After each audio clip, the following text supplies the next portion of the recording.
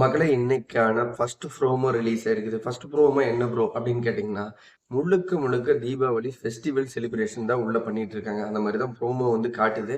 ஆனா நம்ம நடிப்பு அரக்கன் உள்ள வேற லெவல்ல தீபாவளியில நியூ ட்ரெஸ் போட்டு 2000 கேமரா கதற கதற கதற கதற கமெண்ட் கிட்டத்தட்ட பார்த்தீங்கன்னா வேற லெவல்ல வந்து உள்ள வந்து வீடியோஸ் எடுத்துட்டு இருக்கிறத பார்க்க முடியுது. கிட்டத்தட்ட 200 கேமரான்னு நினைக்கிறேன். எக்ஸாக்டா சொல்லணும்னா 200 கேமரா.